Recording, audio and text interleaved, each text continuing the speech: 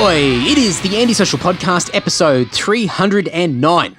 And my guest on this episode is the man behind I Built the Sky, Mr. Rohan Stevenson. An incredibly freakishly talented, skillful, just a very good musician. He's a very good musician. There you go. There's a description. There's a testimonial for you, Rohan. A very good musician. And this is the first time I've been able to connect with Rohan and have a chat. This is us feeling each other out a little bit, I think, for a lack of a better term. A great chat, great to connect with him, and I'm looking forward to hopefully getting Rohan back on the podcast sometime again in the future. You can go to ibuiltthesky.com, Facebook, Instagram, YouTube, Patreon as well, patreon.com/ibuiltthesky. Great way to support Rohan and his endeavors. And there's going to be a new album coming out early next year in 2022 and some touring plans as well, all yet to be announced. So as that stuff gets announced over the coming weeks and months, I'll update the show notes over at andysocial.net and andydowling.net. But you know what I'm going to say, folks. Enough crapping on from me. Please enjoy this great chat with the man himself, Rohan Stevenson. I thought I'd just start off in a really awkward way and read something off the internet that I found that you posted yourself, so it can't be that awkward. But I thought this is a really good way to kick it off, and it might just start off a few different storylines. But you posted something not too long ago on your Instagram page, and it looks like it's a YouTube comment from somebody, and it's a very gracious comment. But I think this sort of sums up the perception I have of you without knowing a lot about you. So I'm going to attempt to try and read this while I'm here with the mic and everything. All right. So this is from a person called John Sound, and John's got to say in this comment, and this is, by the way, this is a YouTube comment for the Up Into the Ether video clip on YouTube. So he's written, I think the idea that this guy was a music teacher that always knew he was good enough to pull it off, that students knew was good enough to make it, the idea that this guy started a band and is one of the single most stylish and original composers, phenomenal guitarists of these times. That's like the ultimate story of heroism and triumph beyond anything imaginable. I can't emphasize enough, sir, just how blessed you are with your talents, your history, your artistry, and your courage. You are magnificent, and the other two players in this video are hotter than a nuclear reaction. Congratulations, brother. You're pretty much a made man. You freaking did it. You always had it in you. And when I read that the other day, I was just like, you can't get much better than that, hey. Like we're all out there trying to get, feedback from people. Obviously, we're putting music out because we love it and we love doing what we do. But when you get that sort of stuff back, I mean, it might be an obvious question, but how did that make you feel? Oh yeah, absolutely. I mean, it's actually, it affects me more than I wish. Like, because obviously, and the reverse of that as well. Like negative stuff. But yeah, that's actually, it's a massive, honestly, it helps a lot. Like it really does. I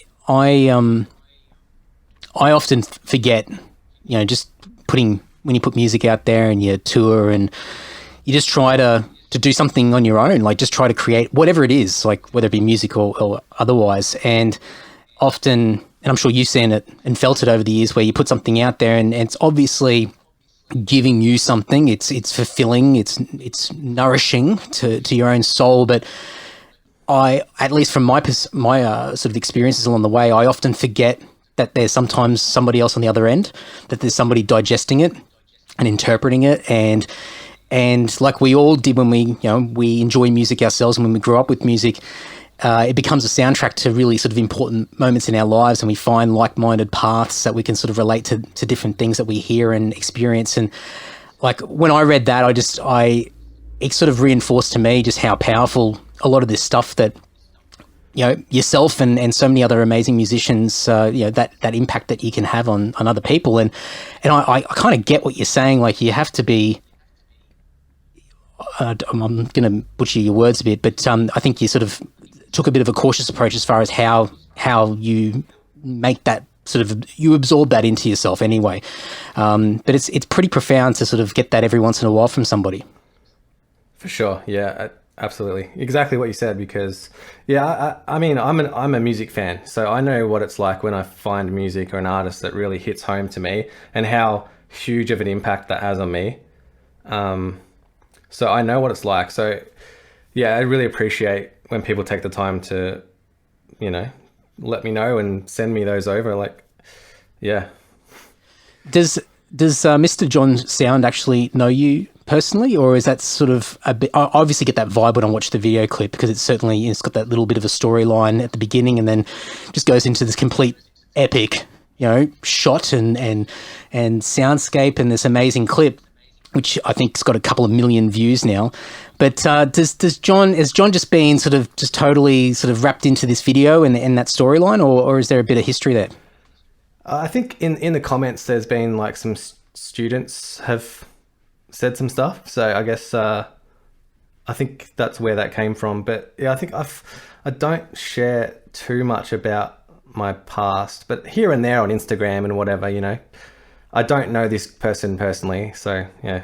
Yeah, kind of cool just to obviously have that impact on somebody, and somebody's basically out there cheering for you. It's pretty cool. And I did say it would start off on a very awkward note, and I know this is totally awkward just to make you uncomfortable. It's like, hey, look how awesome you are. Good. Yeah, but I think it kind of frames a large part of what I wanted to pick your brain about, and we were speaking a few days ago about sort of different things to chat about, and DIY music's a big one. And I think that storyline that you sort of put with that video clip and that decision to just go all in with your music, I think a lot of musicians out there crave to do that, probably reluctant to do it out of fear, and there's probably very few out of the sum total of all musicians out there that do decide to take that plunge. I mean, you probably shared the story a bunch of times in the past, but maybe just for people that discovering you for the first time, what was that was there a defining moment that sort of went, I've got to do this now or never? Or was there a sort of a lead up of events that sort of got you to a point where you thought I need to jump into this and just make it my own?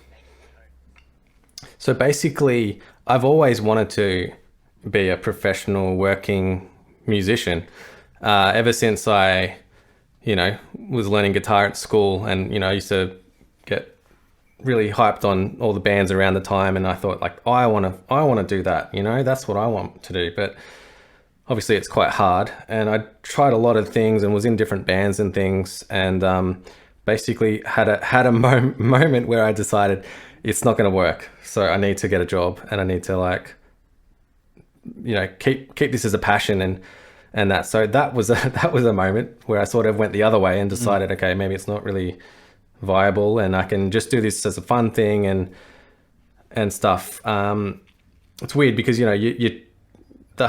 get really hungry to do this, and I guess in some ways the universe fights back on that. When you're really hungry for something, you're really trying to reach something. It's I don't know what it is, but there's something going on in the universe, I think, where sometimes when the less you care about something, the more it comes your way, sort of thing. Yeah. So basically I decided I'd just get a job as a, music teacher. I mean, I've really got no other skills. So my options were fairly limited. I tried, thinking about doing studio and stuff, studio recording sort of work and that, but in the end went with teaching and did that for a few years, and all the while really keeping my passions and making my own music and releasing it. And initially that was a really good setup because I was making decent money as a teacher, and I could afford to buy equipment for my studio and spend time on weekends recording and that sort of stuff. I would play shows here and there as things went along, but then I got less and less, interested in, teaching everyone's first lesson on guitar and keyboard and stuff, which was what I was doing. Any job you can only do for so long, and that just started to really, it was evident that this isn't really what I should be doing with my life. Although it was initially a good fit because I could afford to work on my own music on weekends and have a fairly good income and stuff.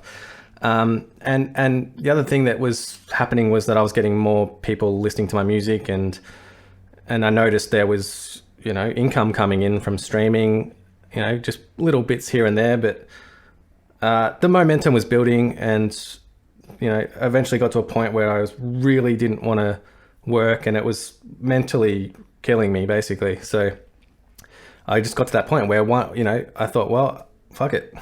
I kind of, in a way, I thought, fuck it. Whatever happens, I'm okay with.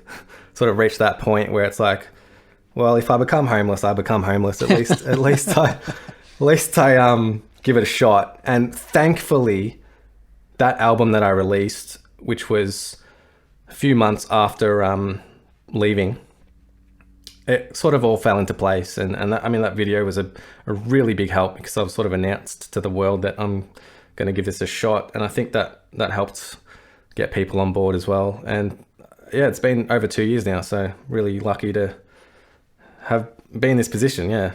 It's funny how you said you kind of went the opposite way to begin with. Like, you tried it, and just due to a whole range of different reasons, you sort of had that, what a lot of people have is that reality check. We go, oh, it's almost like what your stereotypical parents say, go and get a real job, don't do the music. The music thing can be a hobby, and totally. And I'm sure, we both probably know many people from over the years who went in that direction and never came back, and just, probably happy. But I think there's people that are probably sitting back and wondering what if, because they weren't able to sort of keep that passion lit and try to just to keep moving forward. And even just, establishing yourself as a music teacher and finding that balance that was working at the time, it must have been frustrating to go. I would assume, were you going back and forth in your head at the time, sort of thinking about this idea of,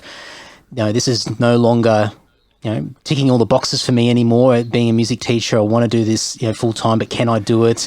Was it a back and forth leading up to that pull of the plug? Yeah, definitely. I because have friends that are in the music industry and stuff, and it never went away. The passion just kept growing and growing, and so I just put it all into my music basically.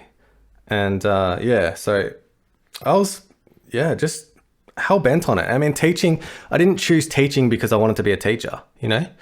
I chose it because that's among the limited things that could work for me and my skills.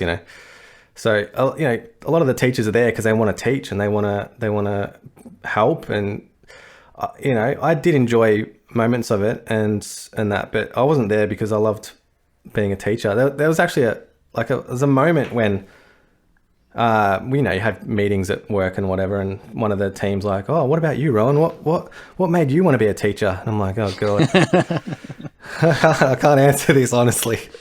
I probably just said, oh yeah, I don't know. I don't know, but it's like, man, I don't want to be a teacher. Like, hell, like I want to be a musician. Like, I want to be an artist. Like, that's what I feel like is my true calling. And I'm every day I wake up feeling like I've won the lottery. You know what I mean? It's so cool. It's so cool. I think a lot of people out there got to the point where you're at, where you had a job, you had steady income coming in, and you can find that balance. And I think that's where a lot of musicians end up, and taking that next step again is just such a daunting decision to make. And as you said, you could end up homeless, and that could be the worst case scenario, or hopefully slightly better than that. But I guess worst case scenario, I'd go back to teaching. That's right. That's being a bit dramatic there, but I think it's a lot of merit to having a job and doing this as a passion and doing well. I've got musicians out there that I follow that aren't musicians. They're full time in some other industry and make music, and it's amazing. So it just depends on. It just you gotta like work with what you got, I suppose. And if you're not happy and you really need to be doing it to this sort of level, then yeah, absolutely go for it. But lots of musicians you will come to discover have jobs, and you don't realize that. So yeah, I don't think there's anything wrong with having a job or any less merit for you as an artist if you have a job, for sure. I think, I've spoken to heaps of people over the years who it's been a mixture of hiding their profession, as in their day-to-day profession, and putting the complete spotlight on on their creative endeavors and making that, it's maybe not an intentional illusion, but the illusion that the music is absolutely everything in their life and that's all they do 24/7. And I think that sort of is a little bit of the after effects of the 80s and the 90s in the old music industry and the mystique around what a musician was. But I've noticed a lot more people now celebrate the things that they do outside of music, whatever their day job is, and the skills that they've been able to develop out of that and then translate that into music. But as you said, it comes down to the individual and what they find fulfilling and rewarding. And if it's just music and you've got a game plan, you know what you want to do, then yeah, that's it. You dive in and just cross your fingers and hope it all works out. For sure. I think another thing that, because like my job started to get in the way of what I wanted. If the job didn't get in the way, it's possible I would have stayed a bit longer. I think it helps you when you realize like this job is like stunting my growth in this passion, so it doesn't make any sense to continue pursuing it. But if I had a job, and I mean that would, because man, financially it's tough to do this shit, like proper tough, when you're doing investing in touring and stuff like that. And because I am the owner of this project, I don't have anyone else to contribute financially, so all the costs go to me, which is completely fine and understandable and fair, but it's just super tough rather than splitting costs between 5 members and stuff. So yeah, big like, yeah, a lot of the moves, there's a fair bit of risk. So if I could have a job that didn't affect that, then I think I would probably consider that strongly. Yeah. Oh, well, anybody out there listening that might have a job that's up Rohan's alley, then hit him up. hit me up. Yeah. But I guess going up to that decision, or that, the taking action and making those next steps into going all in, did you have, and this might be getting a little bit tech talk when it comes to, I guess, into the whole DIY space and going full time. And this is some stuff that I get really fascinated about. But did you have like a planning stage? Did you kind of map it out in advance, going, I'm going to give myself X amount of months or whatever it might be to lead up until I actually take action on this decision that I want to make? Or was it more of a just jump in and just see what happens? Yeah, basically I was like, this is happening because I can't continue with this job, so I'm fucking all in, whatever happens. But what I did do is work out to the dollar exactly how much money I needed for my life to continue as it was, where I was living and all my sort of general expenses in life. So I worked out all of that, and I could see how much that was per month, etc. And, I could see how much money was coming in from music. And at that point it wasn't enough, but I felt like at the time that I was working on something pretty special with the album that I released, a few months after I left. I had hope. So I worked out how much money I needed. And, also what I did was like, I organized myself a guitar lesson sign that I could put outside my house and stuff. And a few of those things I thought, well, fuck, I could probably do a bit of that. Work from home, teaching maybe. So thankfully I never had to use that sign. It's still brand new condition. That's pretty cool. But yeah, mostly just jumped in and just prayed. Yeah. And when you were sort of mapping out the reality of what it takes to survive financially, did you find yourself sort of, I guess, getting a little bit skimpish on some of those? Maybe I don't know what kind of person you are as far as indulgences and luxuries and things like that. Did you find yourself going, what, this new chapter is going to have to remove some of these things that I've taken for granted when it comes to my monthly expenses? Not too bad. Like I'm not a very luxurious living kind of person. I'm not really interested in that sort of stuff. Like, I mean, if I had the money, then sure. But, I'm very inexpensive just in my day to day. I guess I probably spend too much money on like eating out and eating food, that sort of thing. What in the year or two prior to leaving, when the idea was like too far fetched, I was going pretty deep into the tiny house movement. Not sure if you've heard of that, but a lot of people have just decided, fuck it, we're just gonna live in this fucking, basically it's a trailer, and you sort of make a glorified caravan, I guess, and you just got to find some land to put it on, and just then you've got, because I mean, you think about it, I would it had occurred to me that like I would be at home upset about my existence in life, where I was, and I'd be thinking, this house is the reason that I like this, all like these walls around me is the reason that this is my life. So if I could get rid of that, then that's a huge financial relief, and that makes it so much more possible. So I was looking right into that, and like my wife was not about it, let me tell you. Not about it.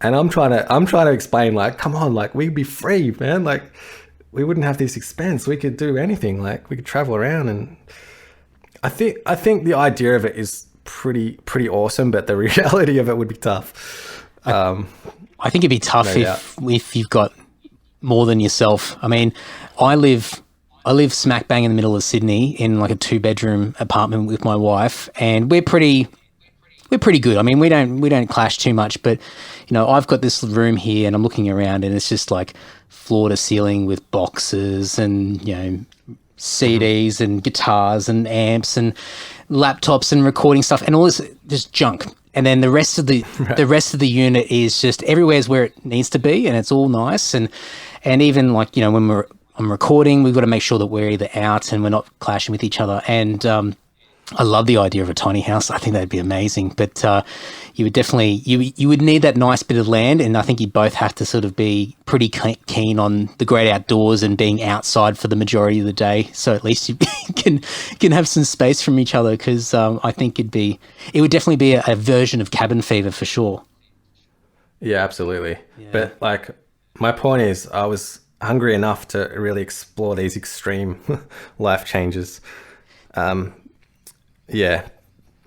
Did you find yourself like looking at minimalism and things like that as well, as far as like just discarding objects and trying to keep it really simplistic about what you relied on? Yeah, absolutely. Thinking about how I could, I still want to do this, like, grow my own, like, food as much as possible and stuff like that. I think it's smart to really think about these things, because there's so much unnecessary stuff when you let it happen that you buy that you don't need, and I've sort of experienced that in the past when I was, like studying and didn't have an income, and I'm trying to save up for guitars because I wanted to, have a decent guitar to help me with professional work and stuff like that. And I had a friend who was like, don't go out, don't buy clothes, don't do anything that costs you money, and you'll find that you'll save pretty epically, So I did a bit of that when I was younger. So I think it's smart. I think it's good to think about. Absolutely. Yeah, I'm always trying to find. I used to joke and go, I need to earn more money, and then I realized, well, if I just stop spending it, I'd probably be able to earn a hell of a lot more money. I don't need to actually try and find a better job or try and find a new revenue stream or something like that. There's money there. I'm just it's coming in. It's going on one hand and out the other. So it's a big mentality, and I think it translates into other things. I mean, no doubt, even if it's subconscious, you'd probably find that in what you do creatively as well, where you find that, maybe at certain points in time in your life where you're dumping just so many ideas and there's so much noise there that you're trying to work out exactly what the point is of the thing that you're putting together, and ultimately to try and trim the fat and make it intentional, whatever that, talking about music, a piece of music, to try and not make it as simplistic as possible, but to try and ensure that the intent is there and not being muddled by just too much. Yeah, absolutely. It's very easy to get caught down that rabbit hole, especially, with me and my music. I definitely have a lot of guitar layers and things like that, but now I'm sort of thinking a bit more smarter about it, hopefully, and just being a bit more purposeful with what layers I I add and why. So yeah, I agree.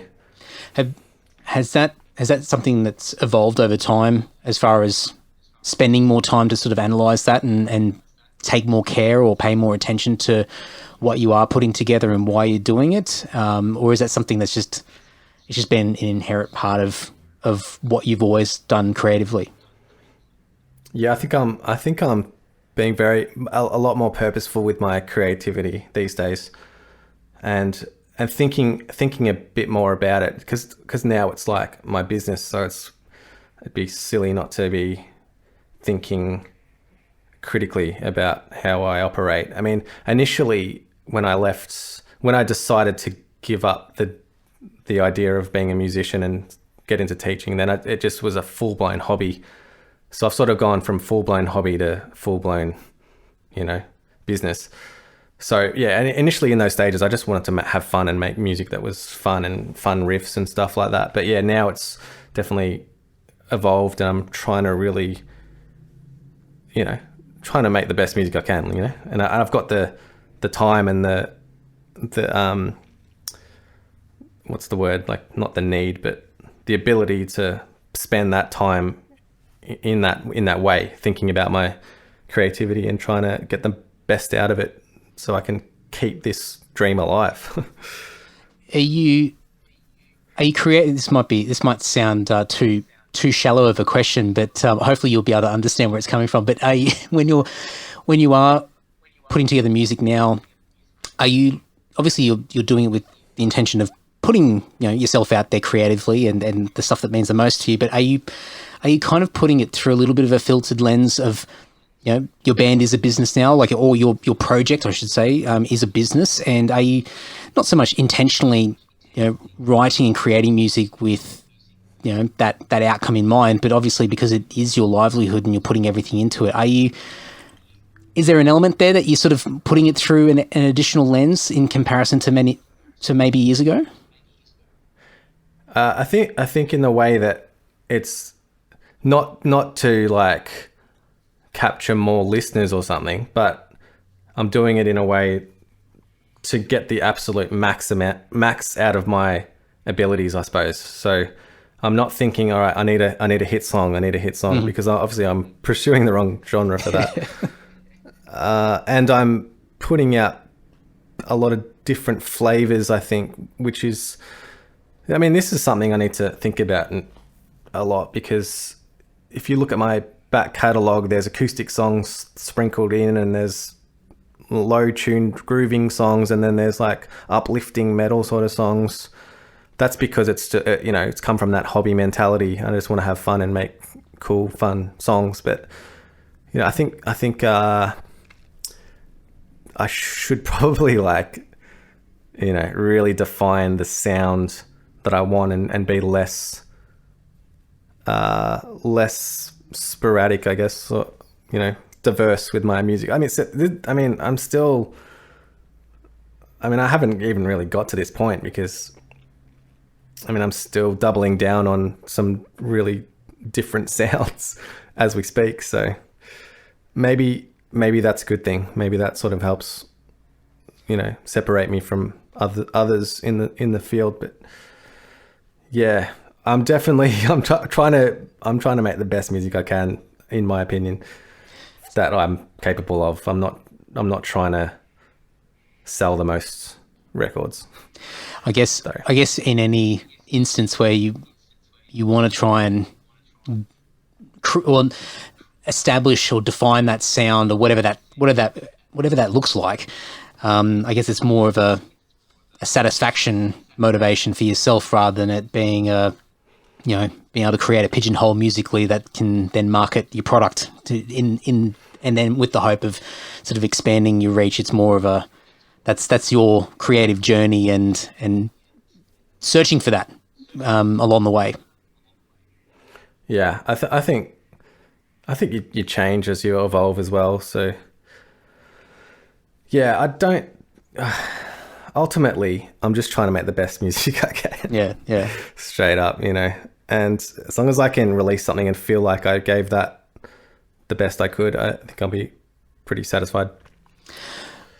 On the on that business topic, with taking the decision and sort of going all in, what, off the top of your head, what's some of the biggest things, or maybe one or two of the biggest things that you sort of learnt along the way that maybe you hadn't thought of to begin with regards to trying to make this a viable thing that's sustainable, that can ensure that you can continue to create the music that you want to create? Has there been anything that's been a bit of an eye-opener for you along the way? I think when people like you, they want to help you. So that's really cool. And more than you would think. I've had some really amazing experiences where people are just like supported me financially in a really epic way. And it's taken me back, you know. I mean, the amount of effect you have on people that you don't know is a really amazing thing that happens, and that's not really something you think about when you're gearing up for it, I guess. The importance that you have on some people's lives is pretty epic. The other thing I was just thinking of was the amount of like revenue options that we have these days is really cool. Like, you know, you've got Patreon, and you know, you can make money on YouTube and different you know, revenue streams. Like, you know, I sell tabs and things that are really popular. So those little areas really help artists, and it's definitely worth pursuing when you want to go to this extent. I think there's so many bands out there, and like, I'll put my hand up as well. I think from us, we've been fortunate that we play a type of music where we can afford to cling on to some of those old school approaches and not have to be pushed into the modern age with a lot of these new revenue streams. But you know, I think there's a lot of bands that haven't taken those steps yet. Maybe, you know, once again, that fear thing, or just the unknown. And I think, you know, a lot of people, when they criticize, you know, what the industry has become, or what it's like for musicians, and we always focus on particular hot topics that are out there, I think we tend to neglect or forget about the multitude of options and ways that money can trickle in, and it might not be one main thing that brings in the majority of that money coming in, but if you've got a lot of things coming in trickles, then that certainly adds up. But it's a case of giving it a shot, I would assume. Absolutely. And I think different platforms suit different people, you know. Like, I'm not really one of those Twitch streamer type of people that's doing that sort of stuff, but people have really good success with that, and musicians in particular doing Twitch streaming and stuff. But I think you just got to find your platform and just go with it, and just, I mean, you got to explore what suits you, your personality and your strengths. So I think I could never be like a YouTuber type person, but I think I could, you know, I think my strengths lie in my creativity for the most part. So I sort of double down on that. But you know, there's musicians out there that are just absolutely killing it, and it's not because of their music, it's because of their personalities and their you know, their creativity in videos, or, you know, their Twitch streaming, or their TikToks, or whatever it is, you know, or their comedy. Like, you know, take Jared Dines, for example. He's this you know, massive YouTuber doing incredibly well, and, you know, it's all come from his YouTube channel and his like musical comedy stuff. So I think if you've got that sort of personality, you should definitely explore those options, and you know, you might find that it doesn't click with you. So, but at least if you've given it a shot, you'll know that that's not really your place, I suppose.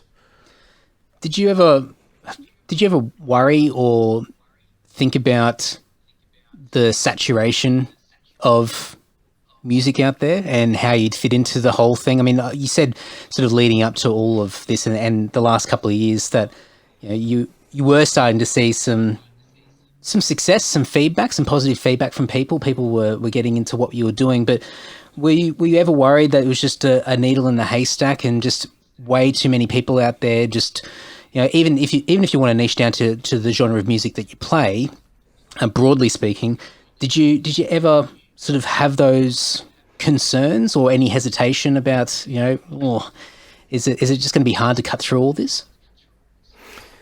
Yeah, it's not a concern, but it's definitely.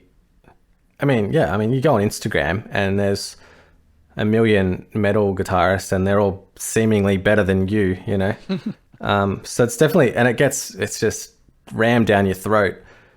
All these people, they're more followers, more engagement, more amazing production, all the better riffs, and it's like damn, but you can't spend too much time on that. I think just use it to be inspired, I think, and I think nowadays I'm really trying to block all that stuff out and just focus on what I'm doing and try to get the best out of what I'm doing and double down on what I'm doing and not get too caught up in what the community is doing too much, because it definitely messes with your head when you see, well, it does for me anyway, like you see so many amazing artists out there doing amazing stuff and you feel like you're not, but I don't know. What are you going to do? I'm exactly the same. It's got to a point where I've spent probably a little bit too much time, but spent time curating my social media feeds just to ensure that, the people that are popping up are the ones that actually really send a positive charge my way, rather than, those feelings of envy or even just that demotivation of just going, oh, like, why am I doing this? Like, why bother? There's just too many people doing the thing that I'm doing. And as you said before, it's the same things. It's like everyone's better than me. They've got a bigger audience or whatever it might be. I did that not too long ago, where I had to start just making some more intentional decisions, because if I wanted to use these platforms, which do bring value, if you want to get, your creative endeavors out there, then you have to try and protect yourself as much as possible. Yeah, I agree. I think it's a good move to curate your feed and don't go down the black hole of checking out what everyone's up to and comparing yourself, because it's not worth it. At the end of the day, it's what I've sort of thought about recently. It's like, you're in a competition with yourself, and that's it. You're trying to get the best out of yourself. You're trying to have the best life. You're trying to make the best music you can. Nothing else matters. It's not like comparing yourself is just irrelevant when it comes down to it, because it doesn't matter. Like, it's not a competition.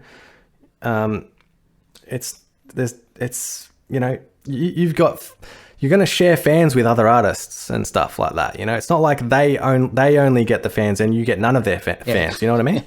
It's everyone's sharing good stuff, and someone doing really well in your style is going to benefit you, because it's just going to promote that style.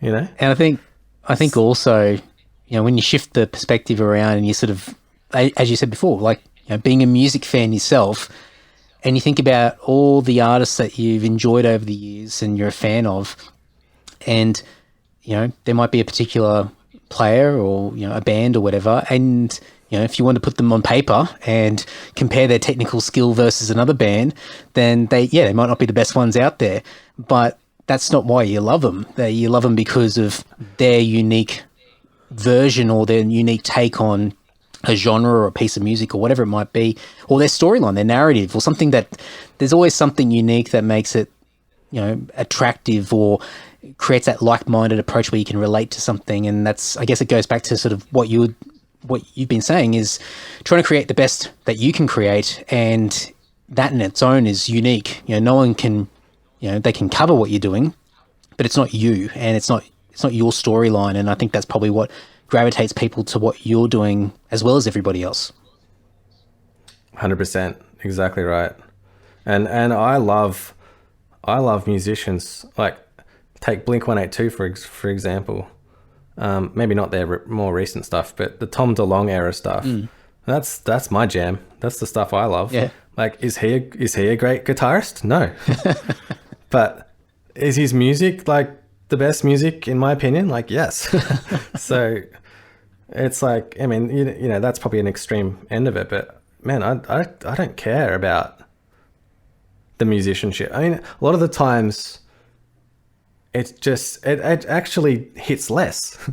It's like you find these guitarists and stuff, they're fucking amazing, and I look at what they do and I think that is unbelievable. But do I want to listen to that on a playlist? No, thank you.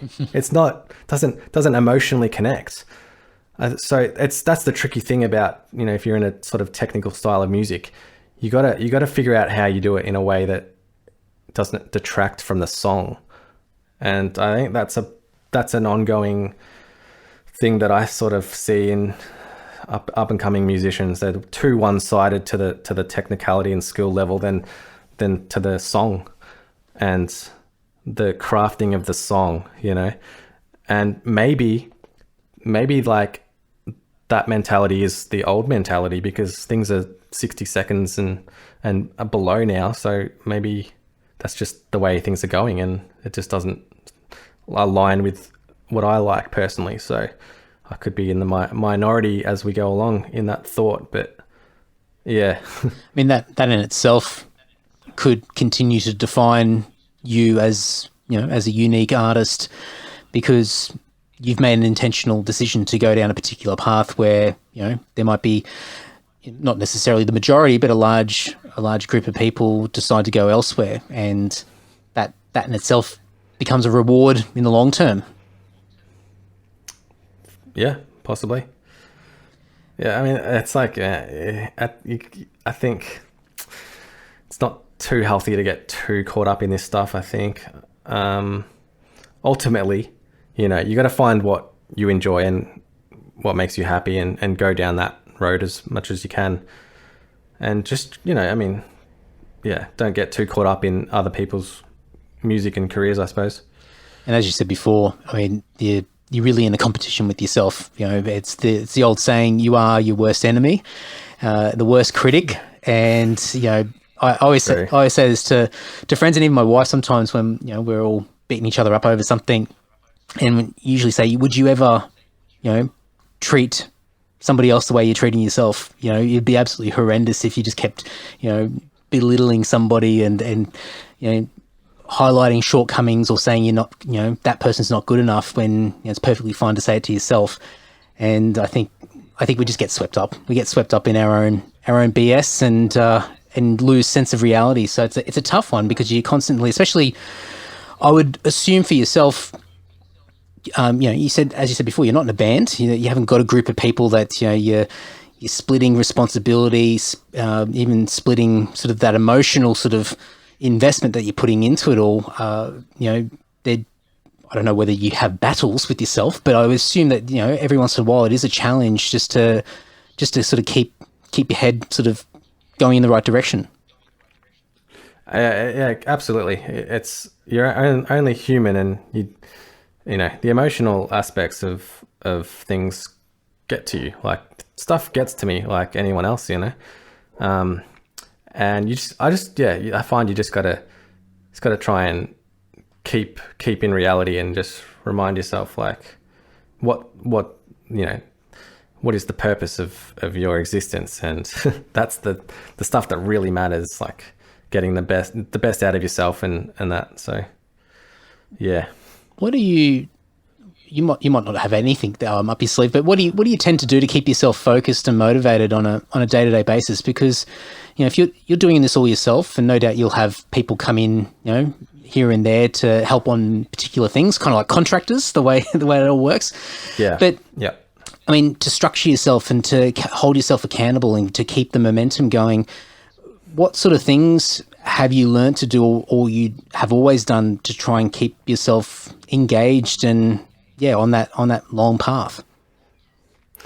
Basically, I just accept that I'm not always going to be motivated. So I don't beat myself up about it if I'm not being productive, because that's fairly normal. And I just try to do what I can. Basically, if I can do one thing a day, I think that's okay, you know. So I sort of think of it that way.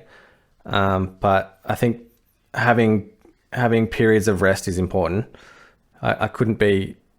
I'm not inspired to write music every day, so I can spend time doing other things, like, you know, I mean, I do, you know, editing or emails, or, you know, trying to work out new t-shirt designs, or contacting with people and stuff that's relevant but not in a creative sense. So I sort of pursue those things when I'm not as motivated, or, you know, sometimes I'll be like, all right, I'm just going to have this day to just chill, and maybe I'll watch movies or listen to music or podcasts or something unrelated. I find that actually works a treat, because when I don't force anything, I'll get those periods of like hyper motivation, and I'll really get a lot done. Yeah, so it seemingly works. Having like, you know, your year mapped out in some degree also helps, because that sort of makes you realize, oh, I need this to happen at this point because of this. You know, if I need to book in this recording session because the album's coming out here and the tour's coming out there. So if that doesn't happen there, then that's going to affect this and that, right? So that's another thing that sort of helps, you know, just helps steer things along and keeps you in check. But yeah. I guess you need a little bit of that macro, sort of that big picture sort of planning. At least you got something to sort of run alongside of, but, you know, taking the pressure off on a day-to-day basis. Because for me, I'm probably the complete opposite, and not in a good way. I'm like putting pressure on myself every day to try and be as productive as possible and cram everything in. And there are days where I should do exactly what you're saying, and just stop and just veg out and just space out, or go and do something that's just not contributing to the greater purpose of what I'm trying to do, and let everything reset, recharge, you know. And it's a case. Yeah, absolutely. Otherwise it ends up happening to me eventually, but it's usually at the burnout stage. I'm not getting in there early enough. Yeah. Well, I think it's important for longevity as well, because if I was not enjoying my sort of daily life, like, it would cause problems. So I don't pressure myself too much for that reason, because I know, like, I'm not planning to stop this anytime soon. So yeah, I don't want to burn out, basically. So yeah. So just to switch gears a little bit, and I won't give anything away or go into too much detail, but you were kind enough to send me over a little snippet of a little track.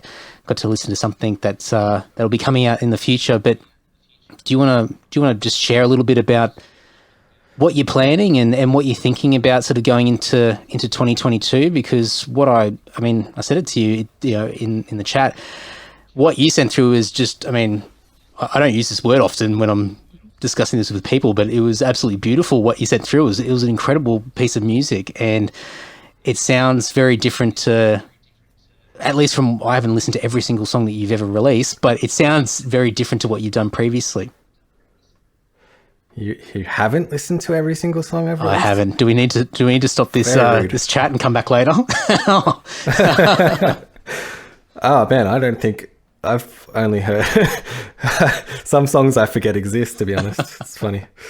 Yeah, so my plan is to release an acoustic album, which is, if you listen to my catalog through the whole thing since I started, there's pepperings of acoustic songs throughout. Basically on every album I've released, there's some sort of acoustic thing. So I decided, the other factor is that a lot of sometimes I'll put out acoustic riffs on releases and just, you know, little clips on Instagram and stuff like that, and people seem to really enjoy them, as do I making them. So I thought, you know, it would make sense for me to do a proper acoustic album.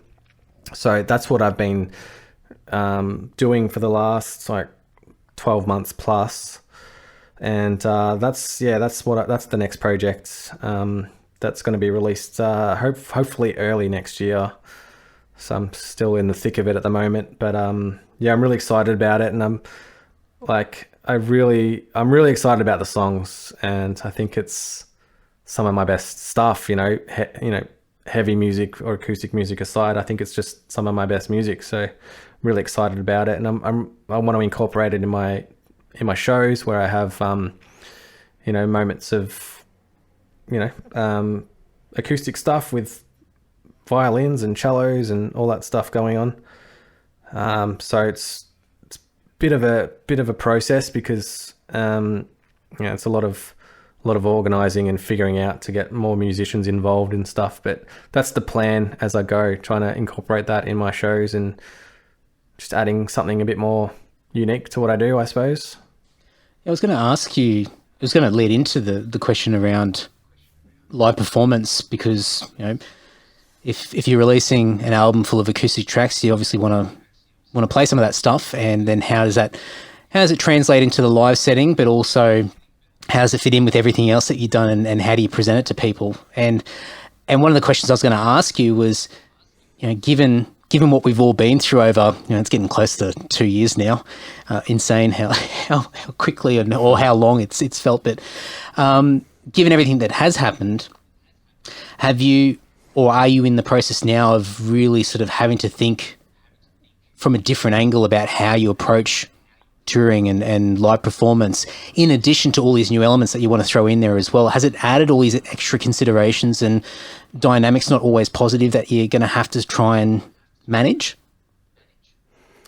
It's a bit overwhelming to think about, but basically I want to double down on my shows and my what I'm doing, because I want to keep on an upward trajectory, and I want to offer something that's worth going and buying a ticket for, so I'm going out on a bit of a limb, I'll be honest, because I haven't released an acoustic album yet, and who knows, maybe that'll frustrate people, or but I mean, I plan to do a thing where I play acoustic stuff and the metal stuff as well together in the one show. So I'm going out on a bit of a limb, I'll be honest, and I don't know what's going to happen, but I have a good feeling about it. That's what I'll say. I'm willing to back myself in and invest in it and go through the process and see it through. I think part of it is just the motivation behind the execution of it all. If you're going to do it, you can't half-ass it, can you? Like, you really got to sort of throw as much into it as you possibly can to make it the best that you possibly can. And I think if you do that and you achieve that on its own merit, then you've already won. And then whatever the reaction is and the outcome of that is, I mean, obviously, you don't want to be on the other side of the world and realize, oh, this is not working, I haven't got any money left. But, it's still, there's an element of satisfaction that you've been able to, work through an idea and see it come to fruition. Yeah, I think at the end of the day, it's only going to add to what I do, because I think there's going to be situations where it wouldn't make sense to, if I'm touring internationally,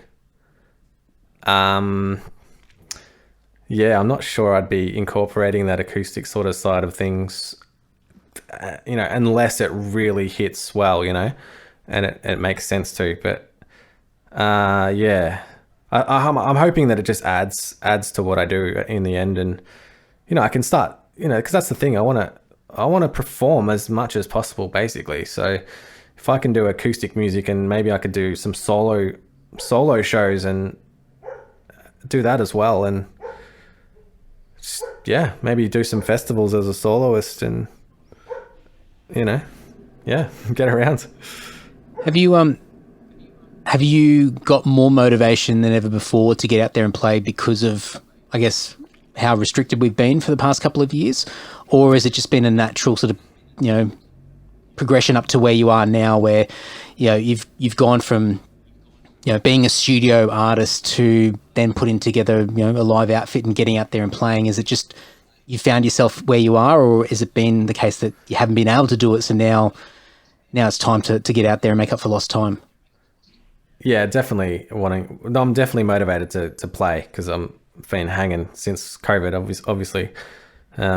I just got in a tour before it all went down. So, 2020, that was my first year full time, basically. Like I left in mid 2019 or so. And I was prepping to be touring heavily for 2020. So yeah, it's made me super hungry to get out there and play. Go and support Rohan and I Built the Sky by going to ibuiltthesky.com. Also on Facebook, Instagram, and YouTube. There is a Bandcamp page as well, so you can go to ibuiltthesky.bandcamp.com.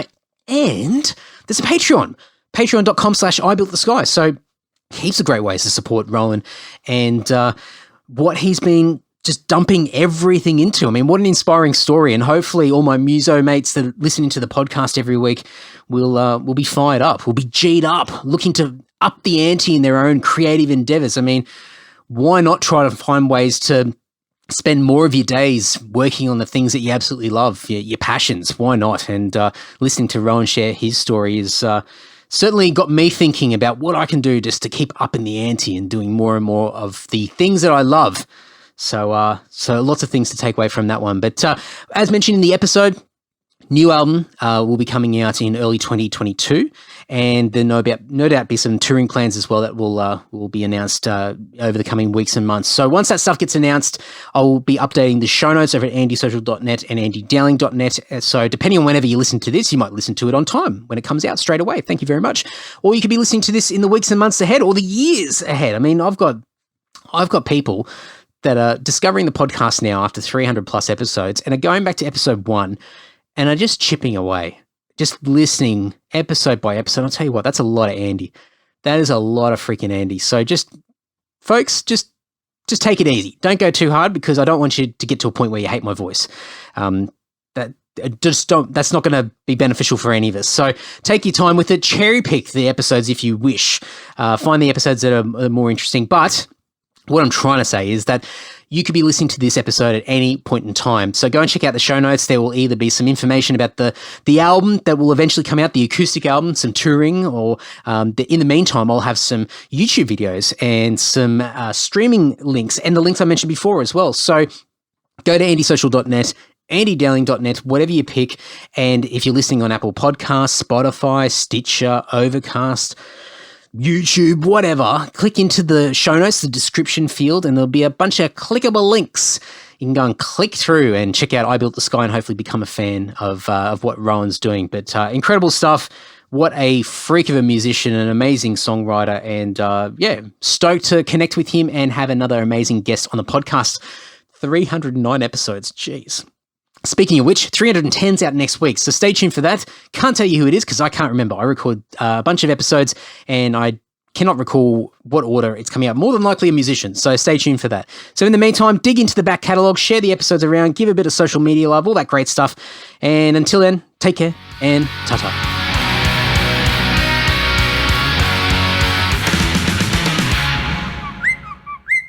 Larry.